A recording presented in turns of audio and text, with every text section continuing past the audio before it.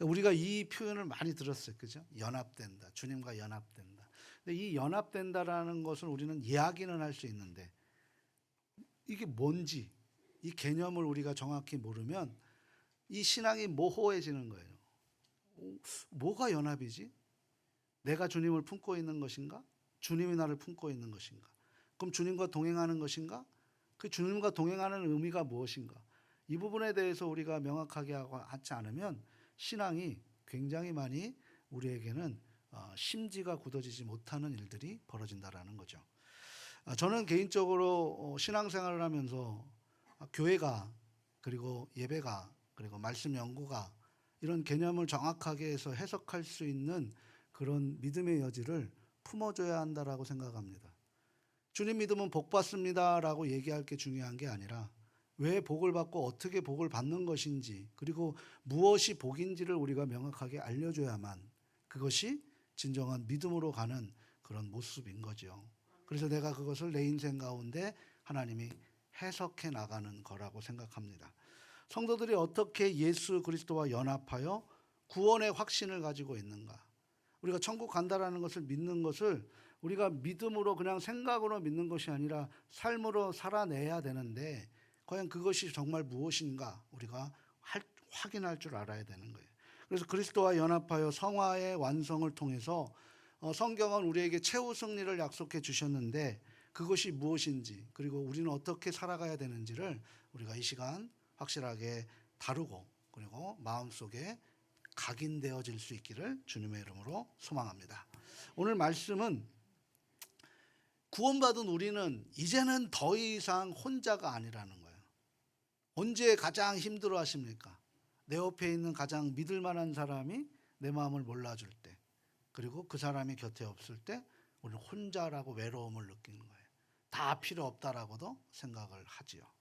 근데 그 혼자라는 것이 아님을 성경은 우리에게 가르쳐주고 있는 너는 혼자가 아니야 라고 지금 말씀하고 있는 누구에게요? 구원받은 우리들에게 구원을 얻은 우리들이 혼자가 아니라는 것을 알고 있어야 되는 그러니까 우리에게는 어떻게 보면 구원 이후에 외로움이라는 것은 우리에게 존재할 수 없다는 거예요. 근데 왜 우리는 외로워합니까? 이 연합에 대한 개념을 모르기 때문에 이런 부분들의 증상이 나타나는 거죠. 그래서 오늘 지금까지 수많은 예배와 말씀을 들음으로써 우리가 너무나 잘 알고 있어요. 예수님이 누구신지 그리고 그분이 어떻게 누구와 함께 죽으셨는지 그리고 어떻게 살으셔서 지금 누구와 함께 하고 살아가고 계시는지 우리는 머리로 너무나 잘 알고 있습니다. 근데 이것이 삶에서 느껴지고 그리고 삶으로 이어지지 못하는 현실인 거예요. 그건 뭐냐? 우리가 알고는 있는데 믿지 못하는 거죠.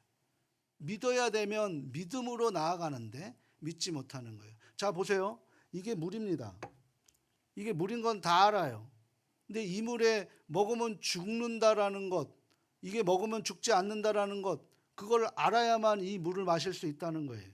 근데 우리는 뭡니까? 물이라는 건 다 안다고요. 근데 이걸 마시라라고 할 때 이게 먹고 죽을 것인지 살 것인지 믿지 못하는 거예요. 우리의 신앙이 그렇다라는 것입니다.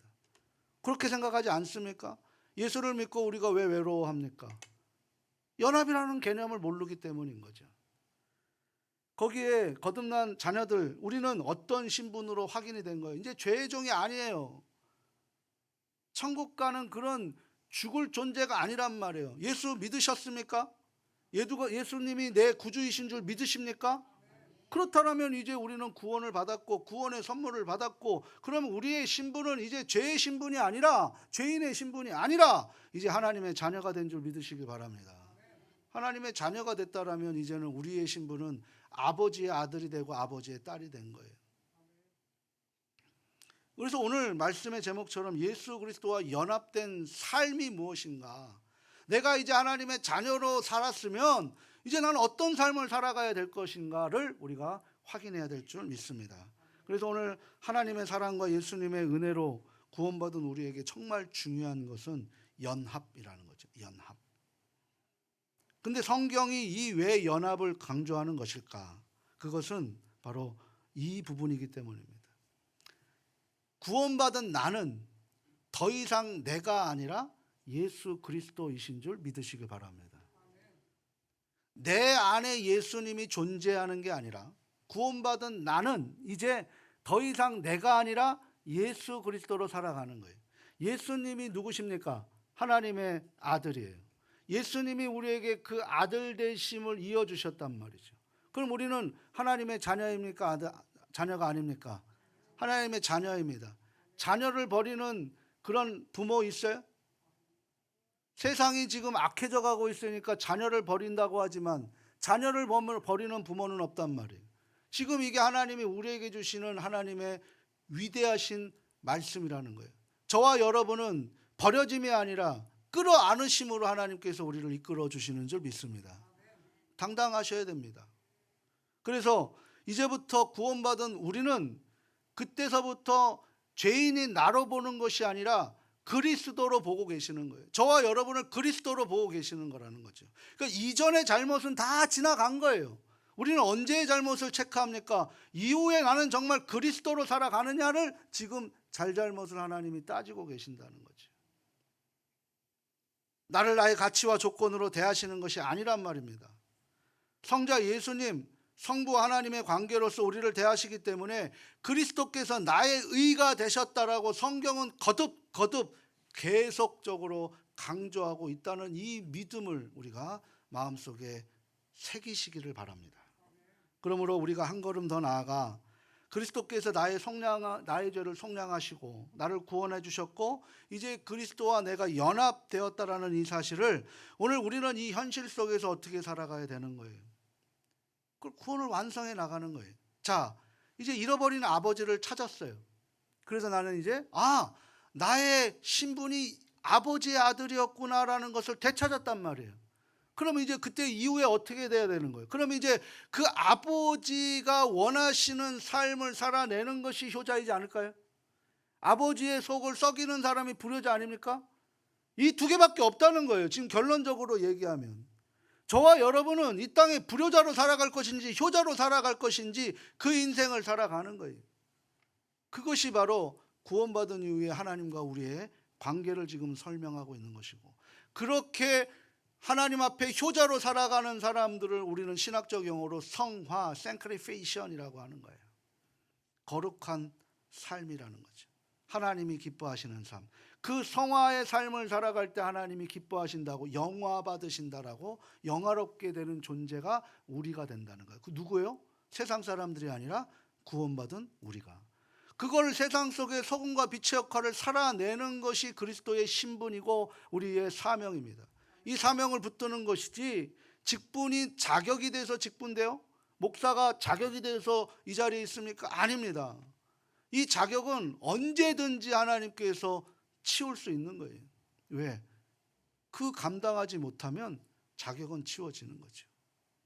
다시 말해서 이 구원의 은혜를 받은 내가 성화의 삶을 살아가는 것이 아니라 내 안에 예수 그리스도께서 나를 거룩한 삶으로 이끌어 가시는 거예요. 내가 살아가는데 하나님이 필요한 게 아니라 이제는 하나님이 이끄시는데 내가 필요하게 되는 다시 한번 새롭게 창조된 둘째 아담, 바로 그것이 바로 새롭게 된 신분입니다. 그 신분을 찾은 것이 구원받은 우리들이라는 사실입니다. 그래서 이것을 우리는 그리스도의 연합이라고 이야기하는 거죠. 주체가 달라지는 거예요. 우리의 신실한 복종과 거룩한 삶을 통해서 주어지는 결과물이 아니라는 거예요. 우리가 신앙적인 신앙 승리와 수준에 따라 보상이 아니라 그리스도와 연합은 하나님의 일방적인 사랑으로 인해서 우리에게 이끌어 주신 선물이고, 그 선물에 반응하는 삶이 우리는 성화라는 거예요. 그래서 우리에게는 칭의, 너희를 의롭다 칭하는 이신득의, 이신칭의, 그것은 우리의 노력으로 되는 것이 아니라 하나님의 일방적인 사랑이라는 거예요.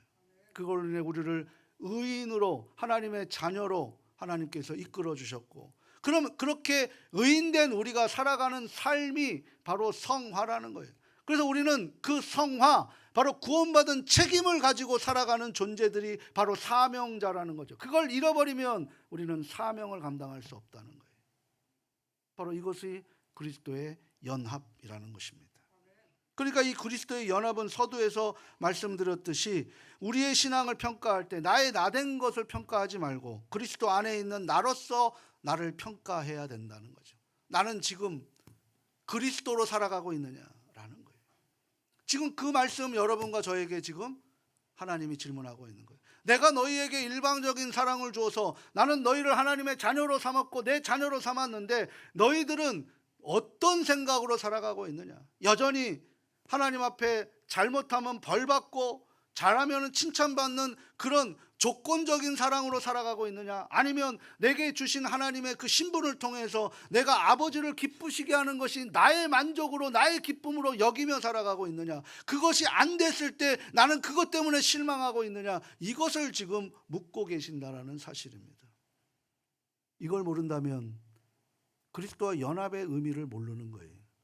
그럼 구원을 우리는 아직도 여전히 모호하게 현장에서 흔들려 가면서 살아가게 되는 거예요. 한국 교회가 이런 가르침이 예전에는 많이 없었다는 거죠. 왜? 우리의 배움이 그만큼 삶으로 인해 역사의 아픔으로 인해서 쉽지 않았기 때문이에요. 근데 지금은 그렇지 않아요. 지금은 모두가 다 배우셨단 말이에요. 이제는 정확히 알려드리고 정확한 삶을 살아가야 되는 거죠. 여전히 내가 살아가는 속에서 내려놓음이 뭔지 우리가 알아야 된다는 것입니다. 그래서 그리스도의 이끄심이 뭐가 된다는 거예요? 곧 내가 된다는 거예요. 내가 살아가는데 주님이 존재하는 것이 아니라 이제는 주님이 살아가시는데 내가 존재하는 것으로 주체가 바뀌셔야 될 줄 믿습니다. 그래서 이 승리의 삶, 신앙의 승리와 거룩한 믿음을 생활할 수 있는 능력이 여기서부터 나타난다라는 사실입니다. 이게 바로 성화의 신비라는 거예요. 내 중심에서 내어드리는 것. 이게 내려놓음이에요. 그거를 오늘도 못 내려놔서 더 내려놓는다고 몸부림치는 거예요. 주님 내려놓게 해주십시오. 그렇게 도와주시는 분이 성령님이라는 거예요. 그래서 성령께서 우리에게 뭐냐, 너는 이제 더 이상 너가 아니라 그리스도야 라고 우리에게 가르쳐 주시는 분이 성령이라는 거예요. 그래서 그리스도께서 육신이 되신 이 말씀이 우리에게 육화가 되는 거예요. 육화.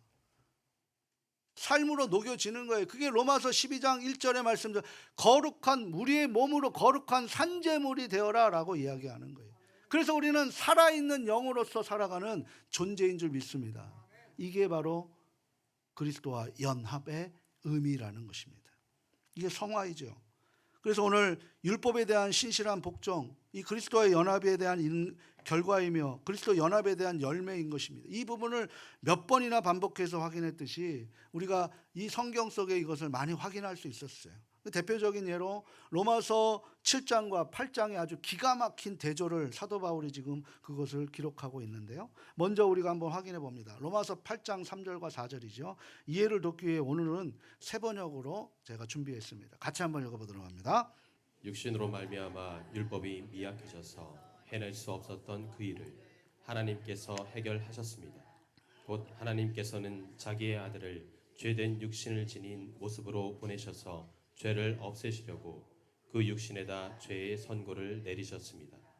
그것은 육신을 따라 살지 않고 성령을 따라 사는 우리가 율법이 요구하는 바를 이루게 하시려는 것입니다.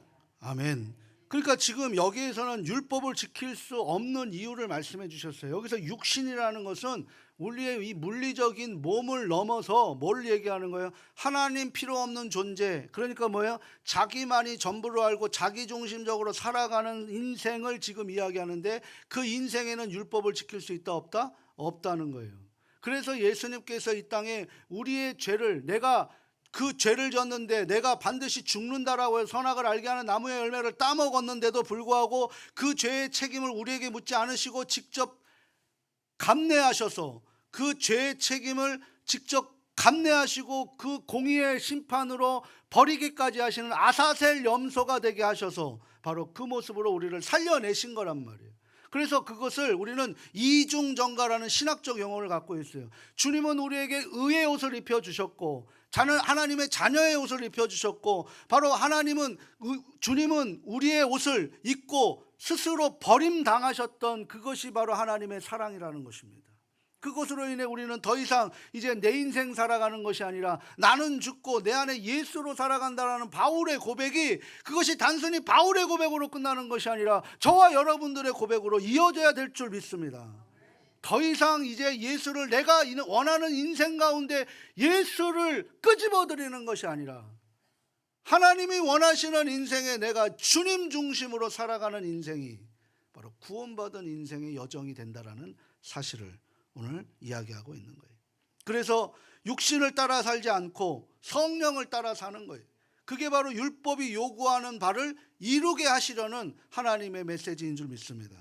그래서 성경은 어떻게 율법이 지킬 수 있게 했나요? 하나님이 바로 직접 그 죄를 감당하셨다는, 책임을 지시는 하나님, 이게 바로 부모예요. 자녀를 위해서 책임을 질 줄 아는 게 부모란 말이에요. 하나님은 그 책임을 지셨다고요. 그럼 우리는 철이 들려야죠. 그러면 그 자녀의 입장에 돼야 되죠. 그래서 우리에게 이 순환의 역할을 주신 거예요. 우리도 자녀에서 부부가 되고 부부에서 부모가 되는 거예요. 그 부모가 될 때 어떻게 됩니까? 철이 드는 거예요.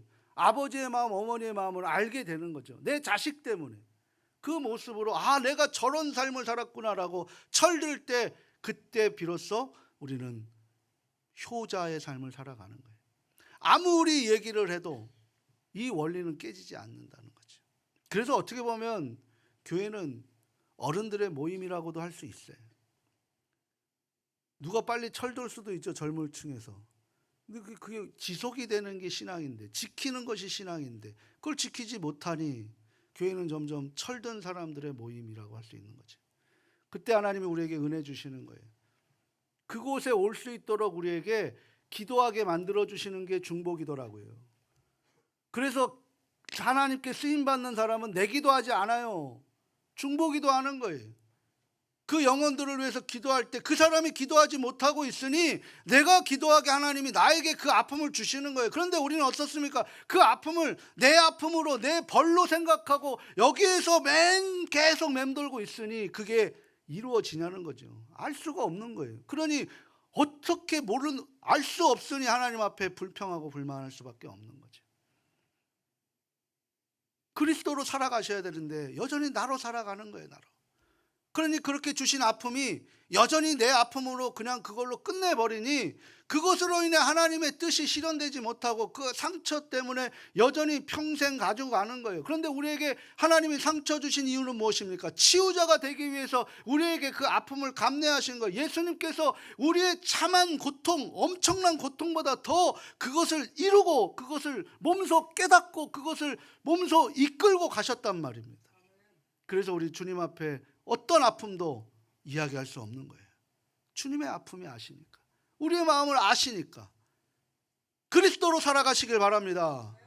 그래야 내 상처가 벗어나고 그 상처를 하나님이 우리에게 주시는 거예요. 이게 연합입니다. 오늘 그 연합에 대한 부분을 얘기하는 거예요. 육신은 하나님이 없는 사람, 자기 혼자 책임지는 인생이 얼마나 힘듭니까? 그래서 주님이 말씀하시는 거죠. 수고하고 짐진 자들아 다 내게로 오라. 내가 그 짐에 대한 부분을 알려줄게. 그러면 쉬워질 것이다.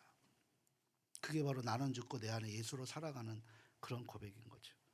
로마서 7장에 앞서서 그렇게 주님께 인도 연합을 받은 사람들의 인생을 이야기하고 계시는데요. 로마서 7장 22절에서 24절 같이 한번 읽어보도록 합니다. 나는 속사람으로는 하나님의 법을 즐거워하나 내 지체에는 다른 법이 있어서 내 마음의 법과 맞서서 싸우며 내 지체에 있는 죄의 법에 나를 포로로 만드는 것을 봅니다. 나는 비참한 사람입니다. 누가 이 죽음의 몸에서 나를 건져 주겠습니까? 아멘. 나는 공고한 사람입니다. 죽음을 우리가 일어날 수 있어요? 죽음을 우리가 이길 수 있어요? 다가오는 죽음을 우리가 막을 수 있습니까? 못 막는 거예요.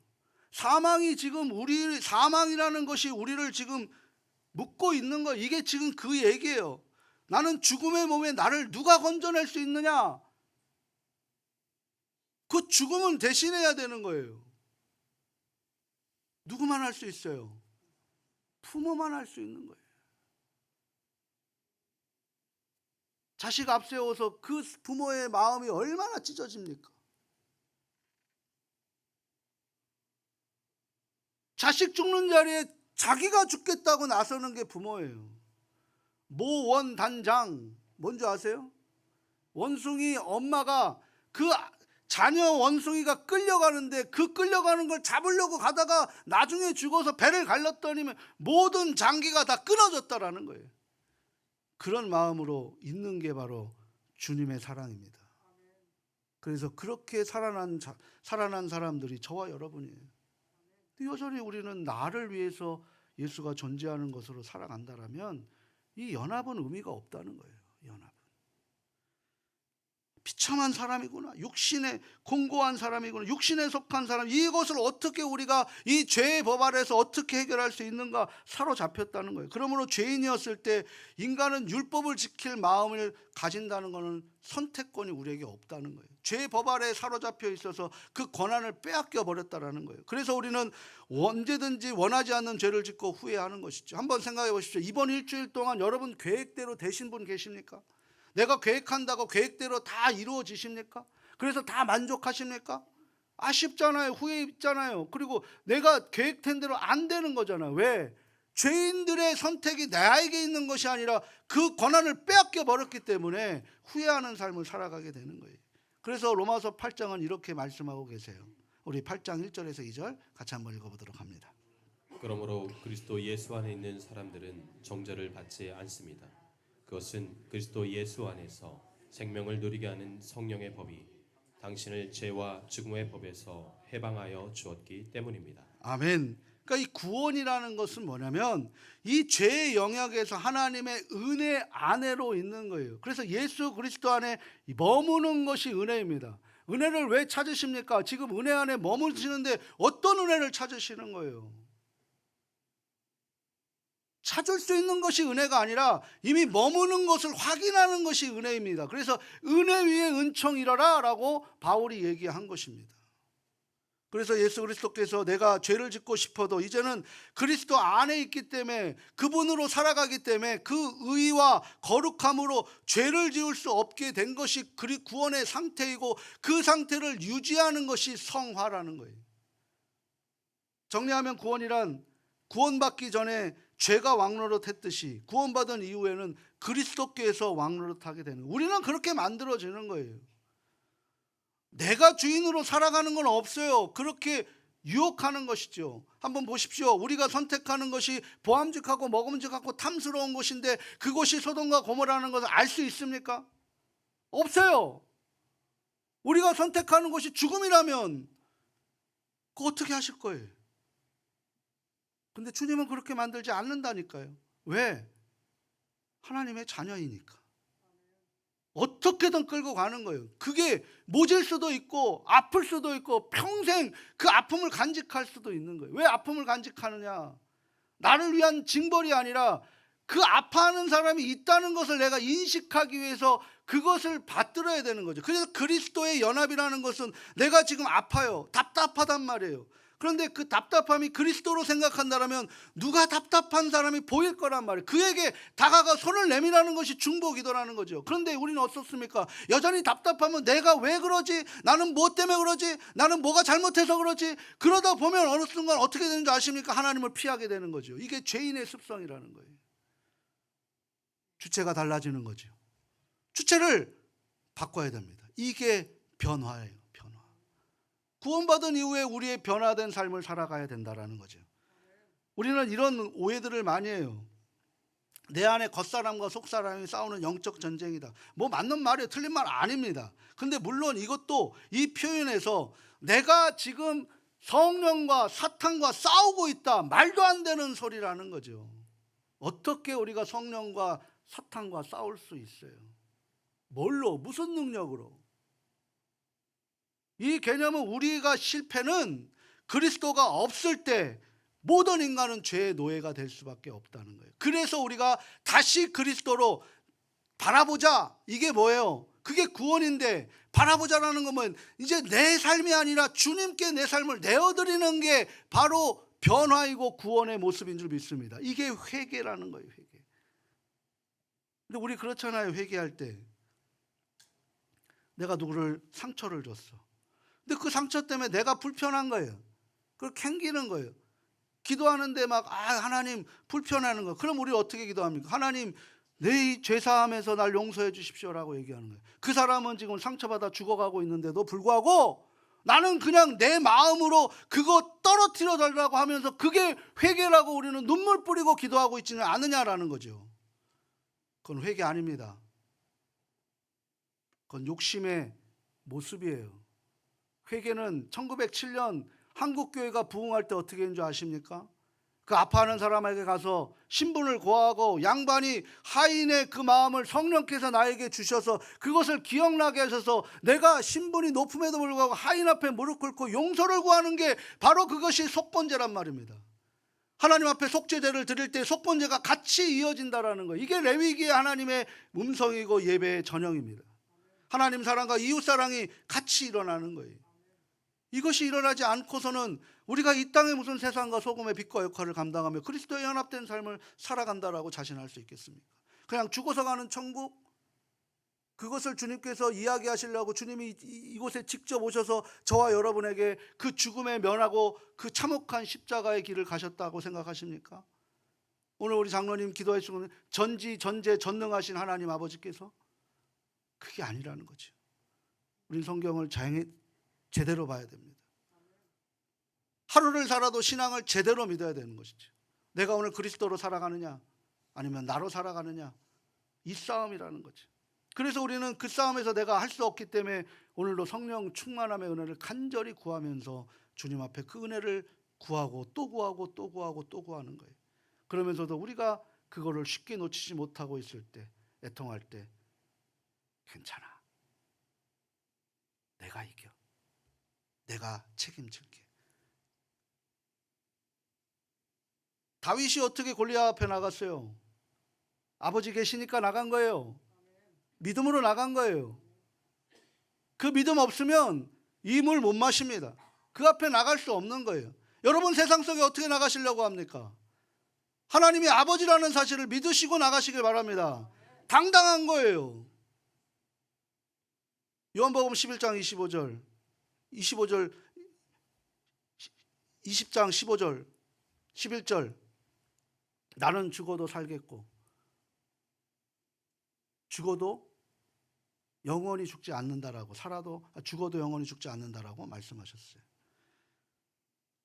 구원을 얻는다라는 것은 그리스도 안에서 하나님의 은혜 안에 있기에 하나님 아버지께서 날마다 베푸시는 은혜, 여기에 은혜라는 것은 신비한 우리가 얘기하는, 우리가 원하는 기적의 표현이 아니라 하나님으로부터 출발한다라는 것이 구원의 은혜인 줄 믿습니다.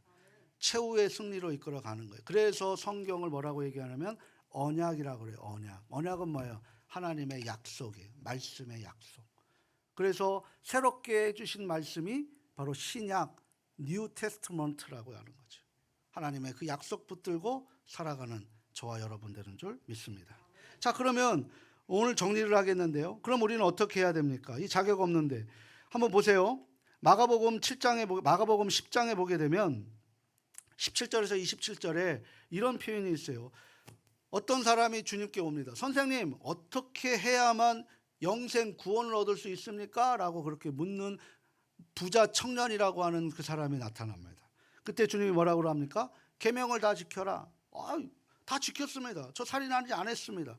저 도둑질하지도 않았습니다. 열심히 살았습니다. 그리고 착한 일 많이 했습니다. 라고 이야기를 하고 있는 거예요.